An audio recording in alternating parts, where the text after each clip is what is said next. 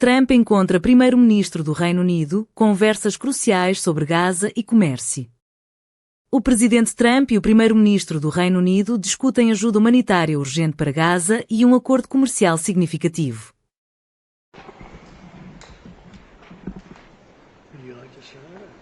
Well, let me welcome you, Mr. President, to Scotland, and fantastic to be here at Turnberry with you. Thank you so much for showing us around and having this opportunity to sit in this fantastic ballroom, which is absolutely incredible, and to start talking about some of the issues that are most pressing in your country, in my country, and in particular, we've had the opportunity to talk about the situation in Gaza and the intolerable situation, including images of starvation. And I think both of us know that we have to get to that ceasefire and we have to increase humanitarian aid in. And thank you for what you've already been doing, are doing, and are committed to, because without you, this would not be capable of resolution.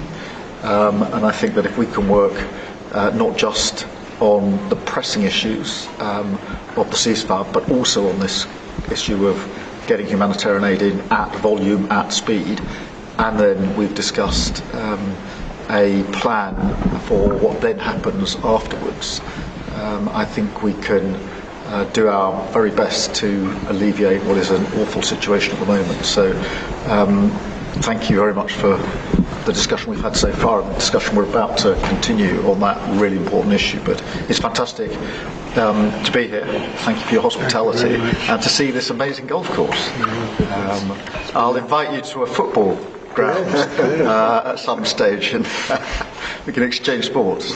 It's been great being with you, and thank you very much, Mr. Prime Minister. And you've done a fantastic job with regard to the trade deal. You know, they wanted a trade deal here for years, many years, through many different terms of different people, and you got it done. So I want to congratulate you on that, and it's a great deal for both. It brings unity. We didn't need unity, but it brings us even closer together. I think it's good for both parties.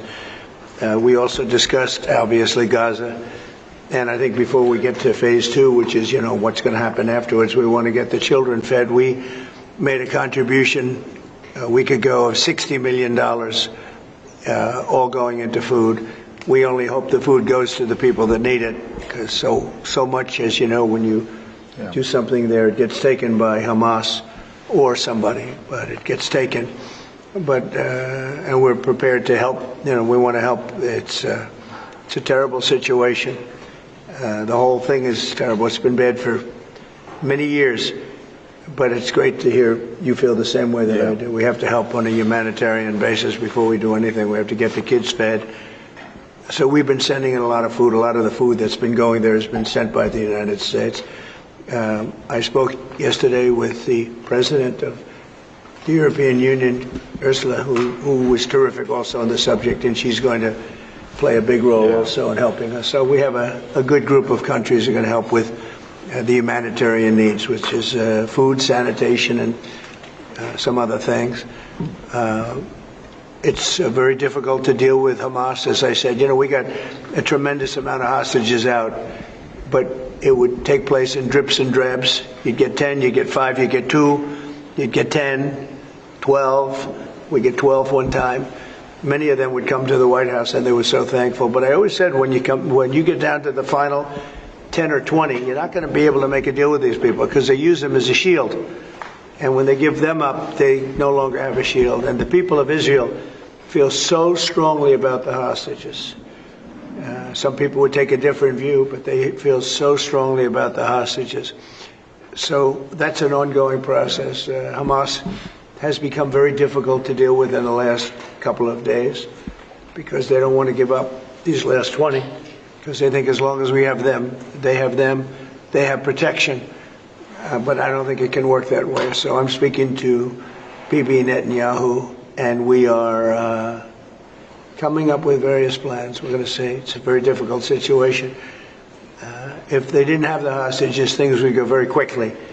But they do, and we know where they have them in some cases, and you don't want to go riding roughshod over that area because that means those hostages will be killed.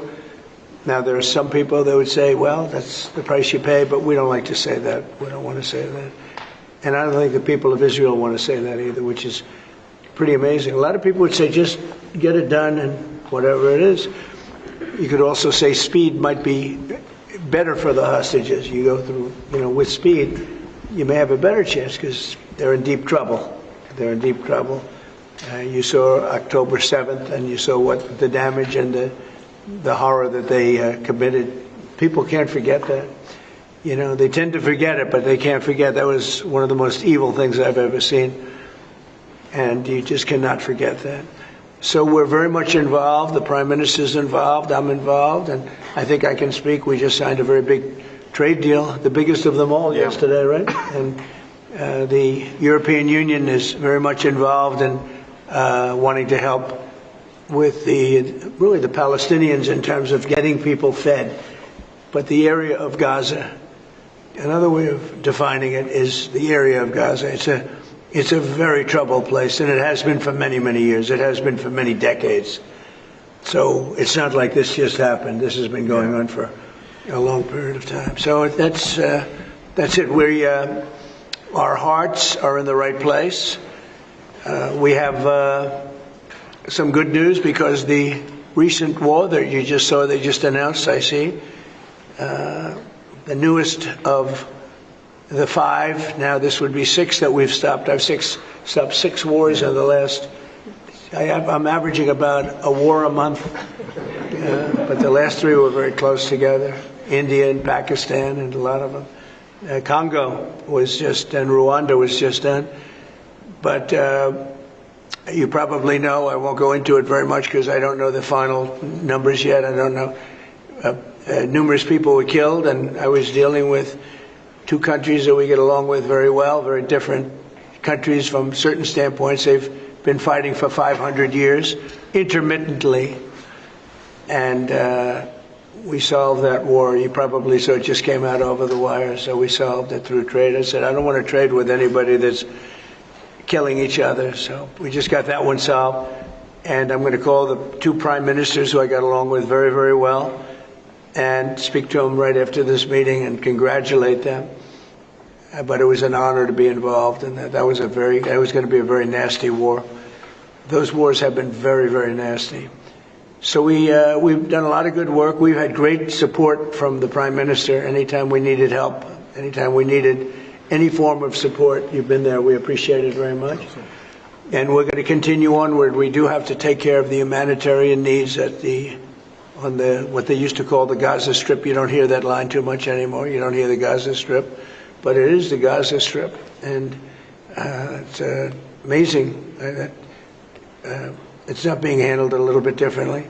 We're going to set up food centers, and we're going to do it in conjunction with some very good people, and we're going to supply funds. And we just took in trillions of dollars. We got a lot of money, and we're going to spend a little money on some food.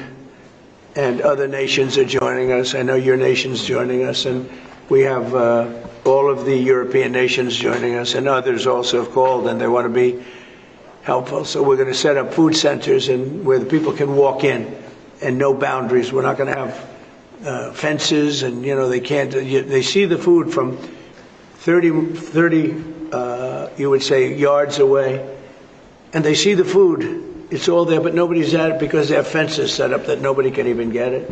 It's crazy what's going on over there.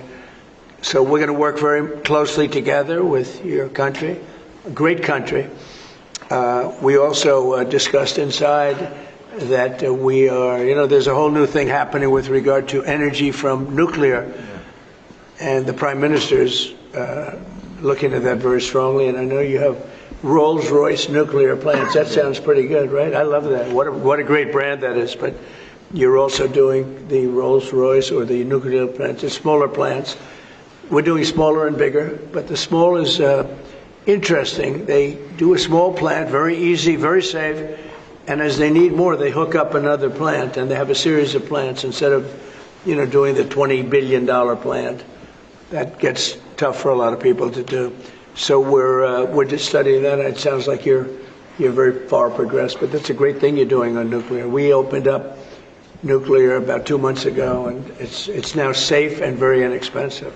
No, we see civil nuclear as a big part of the future as we go to sustainable, independent energy, and I think that between the two of us we can work very much more closely on this, and we've agreed that that's our ambition, that's our aspiration, and this is going to be a big part of the future when it comes to energy. And you can see in the last few years energy has been weaponised, prices have dictated both families and businesses across the United Kingdom, and therefore taking control of energy is a huge prize. So the more we can work together on this, the better, and small modular reactors are a very big part of the future here, and we've got great companies like Rolls-Royce involved in that. So I'm very much looking forward to working together with you, Mr. President. We'll do that.